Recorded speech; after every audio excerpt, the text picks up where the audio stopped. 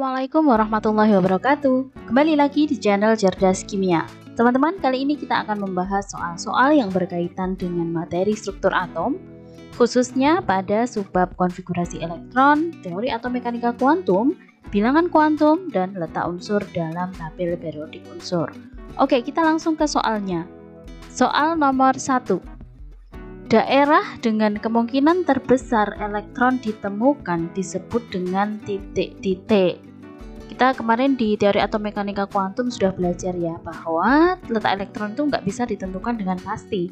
Yang bisa ditentukan adalah daerah dengan kemungkinan terbesar di mana elektron itu bisa ditemukan, yang kita sebut dengan orbital ya. Jadi jawabannya adalah yang D.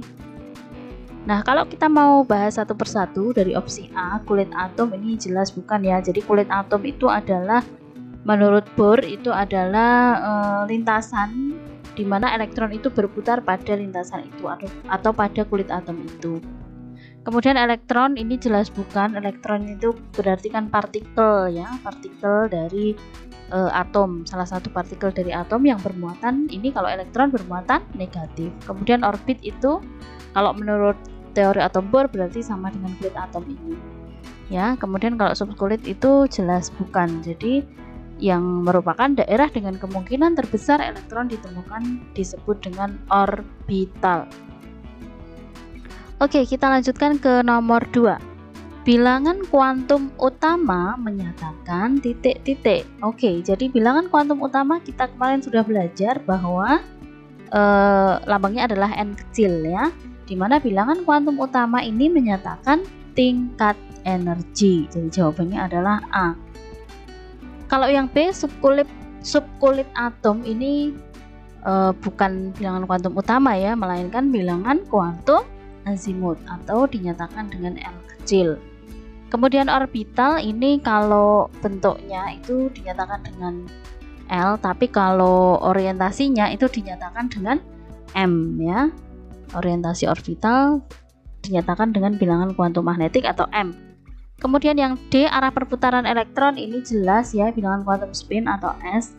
Kemudian yang E, letak elektron itu enggak ada hubungannya ya. Jadi bilangan kuantum utama menyatakan tingkat energi.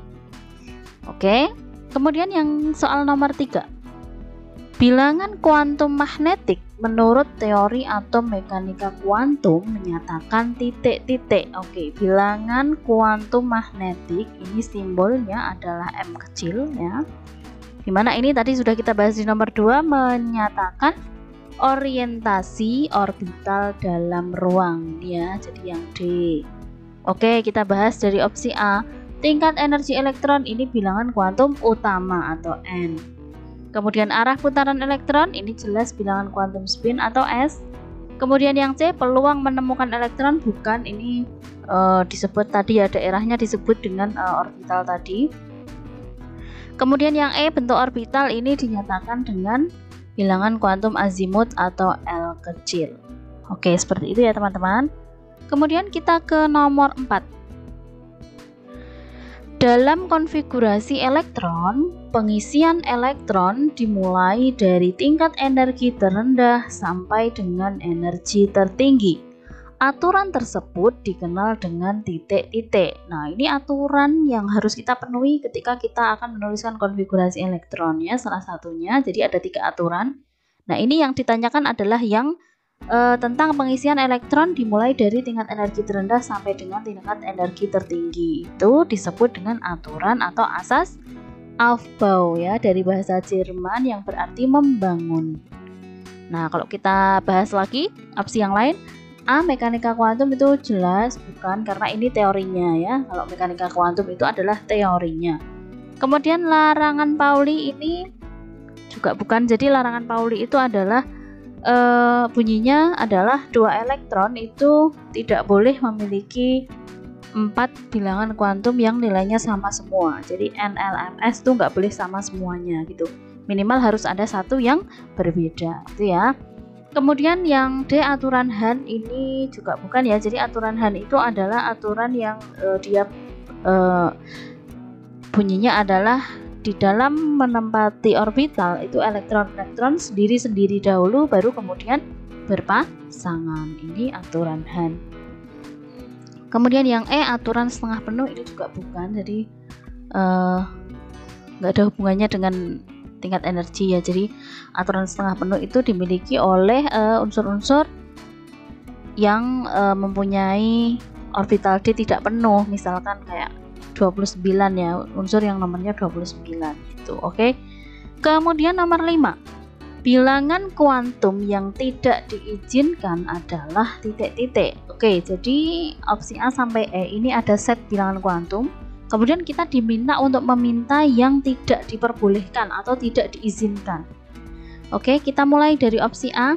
N sama dengan 3, L sama dengan 0, M sama dengan 0, S sama dengan plus setengah. Ini boleh atau enggak? Oke, kita selalu ingat bahwa nilai N itu adalah bilangan bulat dari 1 ya. Kalau L itu nilainya dari 0 sampai N-1. Kalau M itu nilainya adalah min L sampai plus L, dan S nilainya plus setengah min setengah. Sehingga kita cari nih dari N, L, M, S ini yang enggak sesuai yang mana gitu. Oke, yang A, N sama dengan 3, L sama dengan 0 boleh ya? Boleh, karena L itu kan nilainya maksimal N-1, jadi 0 ya boleh. Kalau L-nya 0 berarti M-nya juga 0, jadi ini boleh. Kan yang ditanya yang tidak diizinkan, berarti yang salah ya. Kemudian yang B, N sama dengan 3, L sama dengan 1, boleh nggak L-nya itu 1, kalau N-nya 3? Boleh ya, jadi maksimal adalah N-1, berarti maksimal 2 L-nya. Oke, kemudian kalau L-nya 1, M-nya 1 boleh nggak? Boleh gitu ya. Jadi kalau L-nya 1, M-nya itu bisa min 1, 0 plus 1, jadi 1 itu boleh, S-nya plus setengah juga boleh. Kemudian yang C, N sama dengan 3, L sama dengan 2, M sama dengan min 1, S sama dengan min setengah. Oke, boleh nggak nih nilai L itu sama dengan 2 ketika N-nya sama dengan 3? Boleh ya, karena L itu kan nilainya tadi ya dari 0 sampai dengan N-1. Jadi N-1, 3-1, 2 masih boleh. Kemudian M-nya min 1 boleh nggak kalau L-nya 2? Boleh ya. Jadi kan nilai M-nya ini kalau L-nya sama dengan 2 itu bisa min 2, min 1, 0 plus 1 plus 2, jadi boleh. Ini S-nya juga min setengah juga boleh, bebas ya kalau S itu. Kemudian yang D, N sama dengan 3, L sama dengan 1, M sama dengan 2, S sama dengan plus setengah. Nah ini L sama dengan 1, kalau N sama dengan 3 ini kan boleh. Tapi kita lihat M-nya. Nah, M-nya ini sama dengan 2. Padahal L-nya 1. Berarti nilai M-nya ini harusnya, kalau L-nya 1, nilai M-nya harusnya min 1, 0 plus 1. Lah, ini nilai M-nya 2. Berarti ini tidak boleh. Ya, jawabannya berarti yang D. Oke, yang E pembahasannya sama seperti yang di atas tadi. Oke, paham ya? Kemudian kita ke nomor 6. Diberikan 5 set bilangan kuantum berikut. Nah, jadi ada 1 sampai 5. Kemudian pertanyaannya adalah manakah seperangkat bilangan kuantum yang tidak diperbolehkan? Jadi yang tidak diperbolehkan. Yang melanggar yang mana ini? Oke, kita mulai dari nomor 1 dulu yuk. Nomor 1, N sama dengan 3, L sama dengan 2, M sama dengan min 1. Jadi L itu selalu mengikuti N. Kemudian M selalu mengikuti L. Ya, kalau N sama dengan 3, L-nya 2 boleh nggak? Boleh ya, karena L itu nilainya dari 0 sampai dengan N-1. Kemudian M-nya min 1 boleh nggak kalau L-nya 2? Boleh aja ya, kan nilainya berarti min 2, min 1, 0 plus 1 plus 2 boleh. Oke, kita ke nomor 2. Jadi ini tadi boleh ya? Boleh. Nomor 2, N sama dengan 2, L sama dengan 3, M sama dengan min 1. Oke, kita tinjau L-nya. Kalau N sama dengan 2, L sama dengan 3 itu boleh nggak? Ya ini nggak boleh ya. Harusnya L-nya maksimal adalah 1, karena N-nya 2, berarti L-nya 0 dan 1. Kemudian M-nya min setengah, kalau M-nya ini boleh. Karena ada 1 yang tidak boleh, berarti ini tidak diizinkan ya. Gini, oke. Kemudian nomor 3, N-nya 4, L-nya 0, M-nya min 1. Ini boleh nggak? L-nya 0 kalau M-nya 4? Boleh, yang ini boleh. Boleh nggak M-nya min 1 kalau L-nya 0? Nah, ini nggak boleh. Ya, karena kan kalau L-nya 0, M-nya juga harusnya 0. Tuh, oke. Kemudian nomor 4, N3, L3, M min 1. Boleh nggak nih? L-nya 3 kalau N-nya 3? Tidak boleh ya. Bolehnya maksimal 2, kan dari 0 sampai n-1 ya. Berarti hanya boleh nilainya 0, 1, 2, 3 nggak boleh. M-nya, kalau M-nya ini boleh ya, cuma karena ada satu yang nggak boleh berarti ini tidak diperbolehkan. Kemudian nomor 5, N-nya 5, L-nya 3, M-nya plus 2. N-nya 5, L-nya 3 boleh nggak kalau N-nya 5? Boleh, jelas boleh. M-nya plus 2, kalau L-nya 3 boleh juga ya, berarti ini boleh. Jadi yang tidak diperbolehkan adalah 2, 3, 4. Jawabannya yang C. Oke, gampang ya. Kemudian kita jawab nomor 7. Suatu unsur X mempunyai nomor atom 23. Konfigurasi elektron dari unsur tersebut adalah, oke, kita punya unsur X dengan nomor atom 23. Mari kita konfigurasikan. Berarti 1s2, 2s2, 2p6, 3s2, 3p6, habis 3p, 4s2, 3d. Ini kan 23, berarti ini 2 tambah 2 tambah 6, 10, tambah 2, 12, tambah 6, 18, tambah 2, 20. Berarti 3d, 3. Oke, kita pilih mana nih jawaban yang sama seperti yang kita tuliskan. 1s2, 2s2, 2p6, 3s2, 3p6, 4s2, 3d3. Jawabannya yang D. Gampang banget ya untuk konfigurasi ya. Nanti kalau kalian lupa silahkan kalian buka lagi video yang tentang trik menuliskan konfigurasi ya.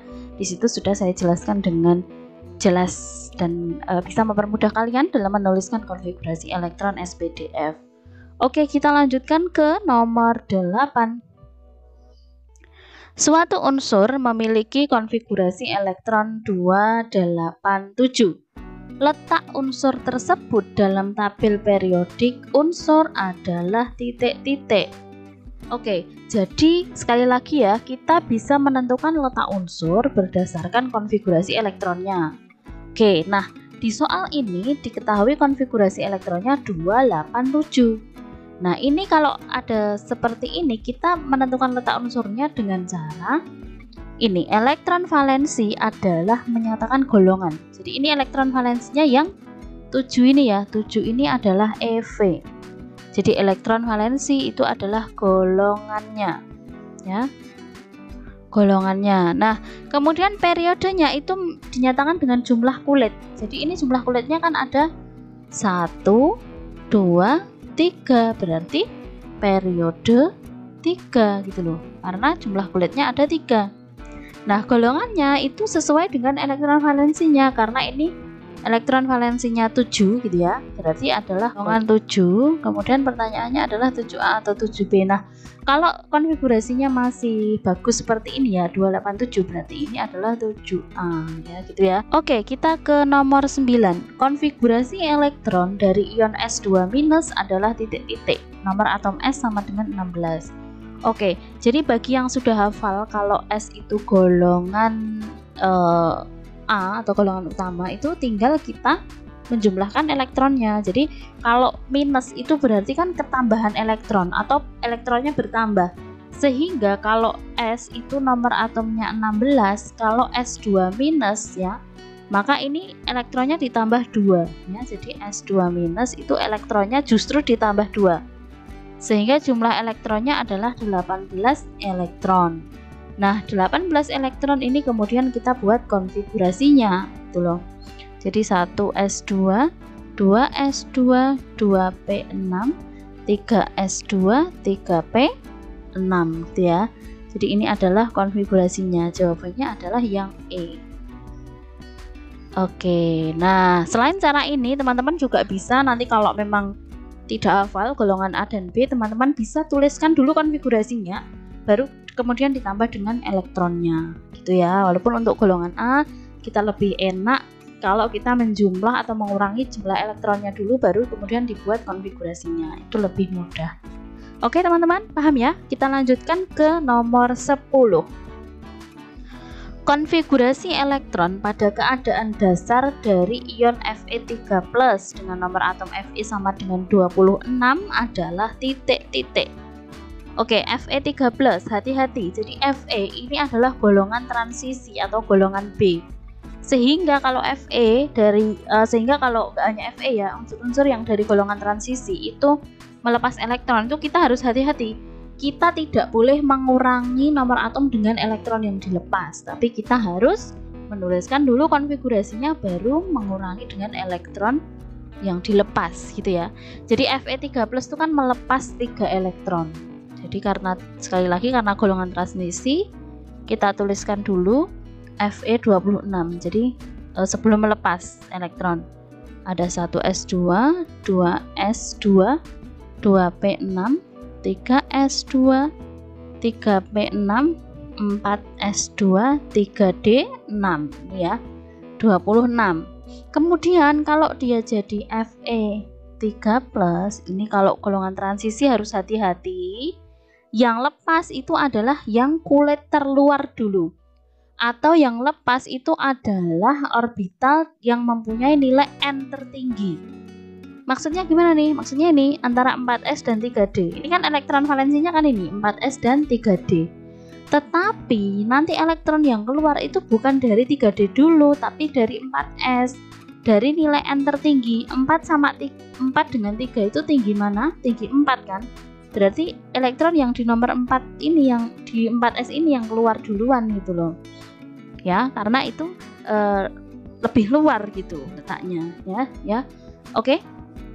Paham ya? Sehingga tadi elektron yang keluar atau elektron yang dilepas adalah elektron dari yang N-nya lebih besar atau paling besar dulu. Oke? Nah, sehingga yang keluar adalah dari 4s, sehingga ini 2 ini dilepas. 2 ini dilepas, sehingga kalau 2 dilepas kan berarti ini 2 dilepas, padahal yang dilepas kan 3, berarti kan kurang 1, berarti yang ini dilepas 1, sehingga yang 4s ini karena melepas 2 berarti kan 0.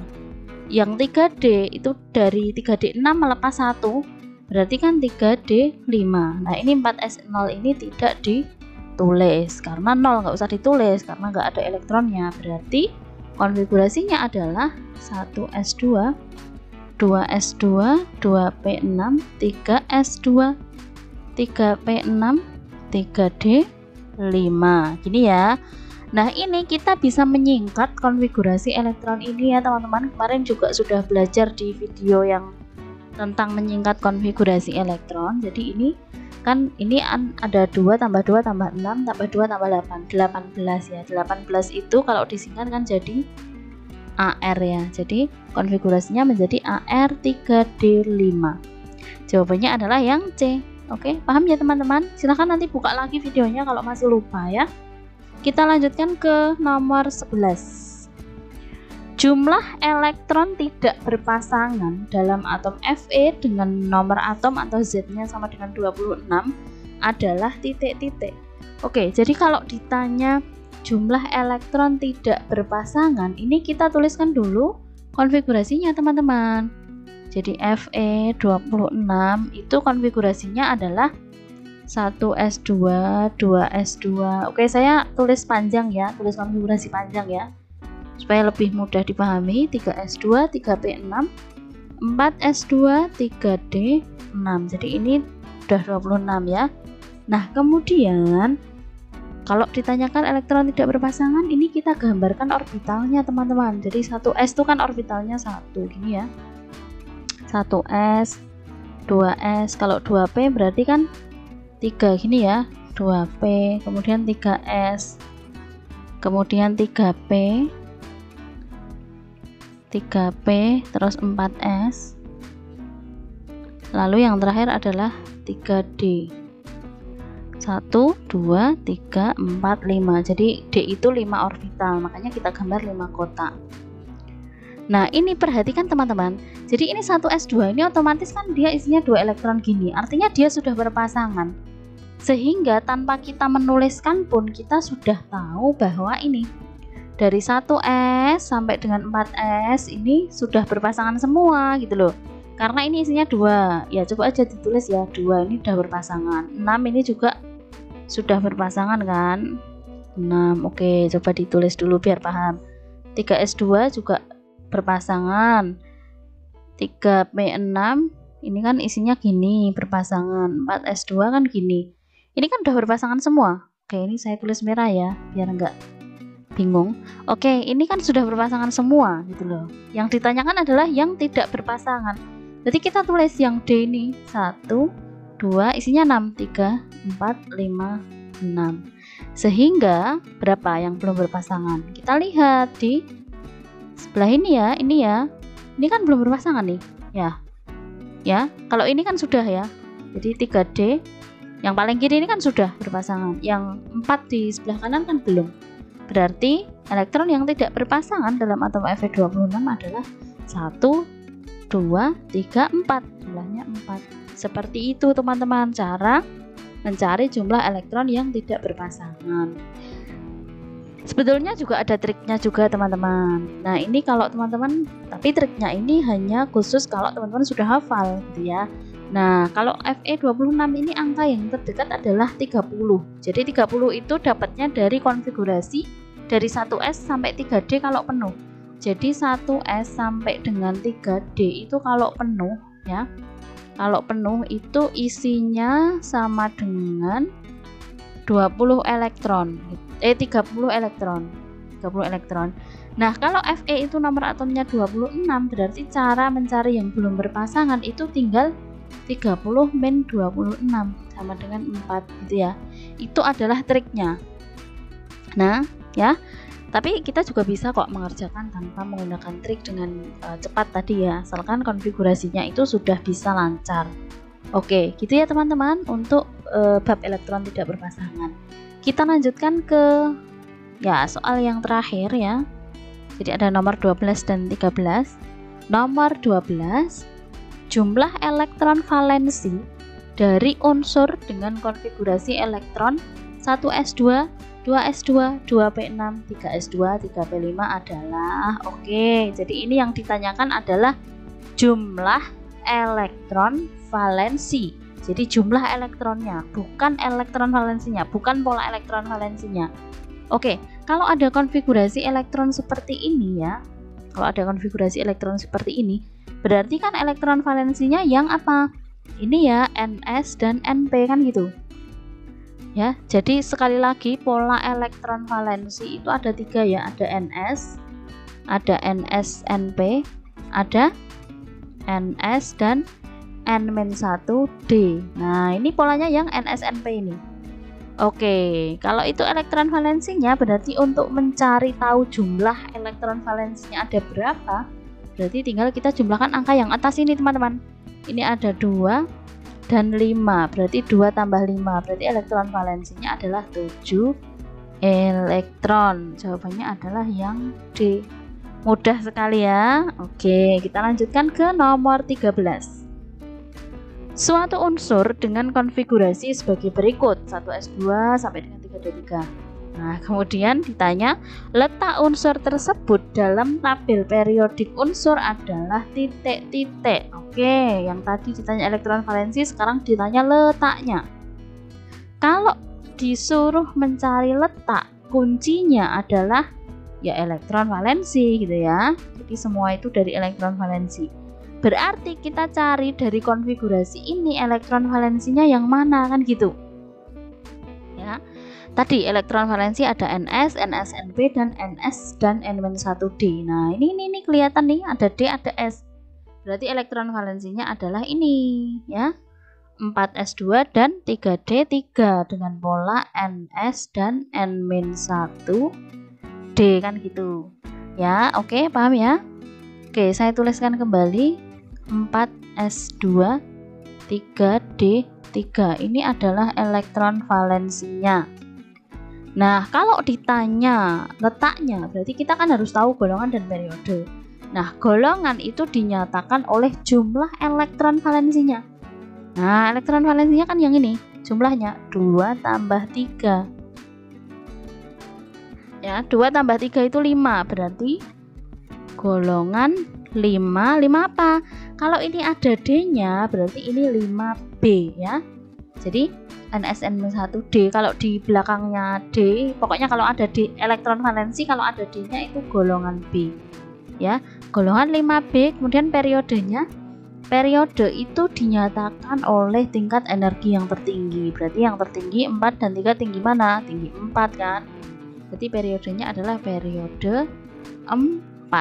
Jadi golongan 5B periode 4. Jawabannya adalah yang E. Oke ya teman-teman. Jadi diingat kembali untuk pola elektron valensi NS ya.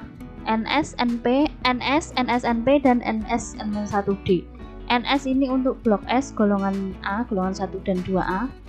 NSNP ini blok P, golongan 3A sampai 8A. Ya, kemudian ini pokoknya kalau ada D-nya adalah blok D. Blok D itu khusus untuk golongan B atau golongan transisi. Oke, gitu ya teman-teman. Nah, sampai di sini dulu video kita untuk pembahasan soal. Nanti kita lanjutkan ke pembahasan soal yang tabel periodik unsur. Oke, terima kasih, tetap semangat selalu dan wassalamualaikum warahmatullahi wabarakatuh.